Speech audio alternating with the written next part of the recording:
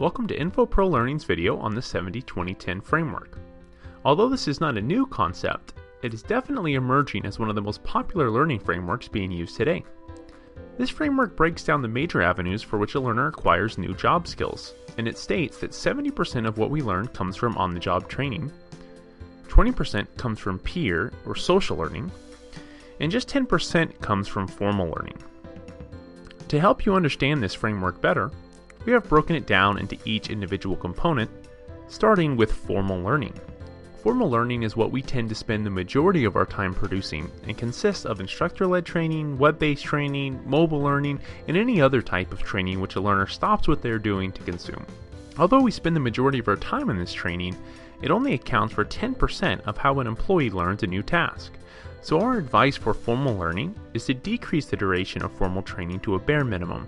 Considering the minor impact on the learner, it isn't wise to invest the majority of your budget here. Our second piece of advice would be to use formal learning to provide structured learning in a fail-safe environment. Use this time to have learners practice what they would be doing on the job, but without the fear of failure or the possible loss of business from your company.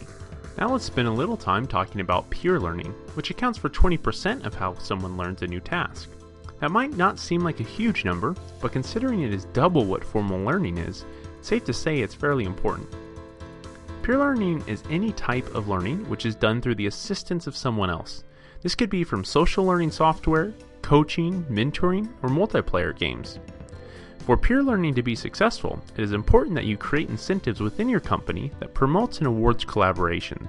In many companies, it takes years to establish this type of culture, but the investment yields tremendous returns. The second key component of a successful peer learning strategy is that you need to allow social learning to grow organically. We see many companies purchasing social learning software right now and then forcing adoption from their employees. Without fail, these companies end up losing any traction as soon as the stick is taken away. On-the-job training accounts for 70% of how a new task is learned according to this framework.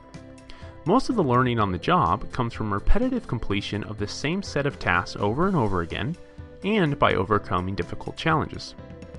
Now it's hard for an L&D organization to mimic this, which is unsettling because of how important it is, but there are strategies you can put in place to assist in on-the-job learning. You can provide a structure for immediate and comprehensive feedback after tasks are completed that helps the employee know whether or not they did that the right way. Target is a good example of this where they apply that principle for their cashiers. Immediately following the checkout of a guest, they're shown a red, yellow, or green screen which represents how well they performed that job. Another way to assist employees in their on-the-job learning is by creating relevant information such as job aids that can be consumed at the moment a challenge arises, also known as just-in-time training. I hope you were able to gain a better understanding of the 70-20-10 model and how you can use it within your own learning programs. If you would like more information, feel free to reach out to us directly. On behalf of InfoPro Learning, thank you for watching our learning video, and we hope that you watch our future posts. Thank you.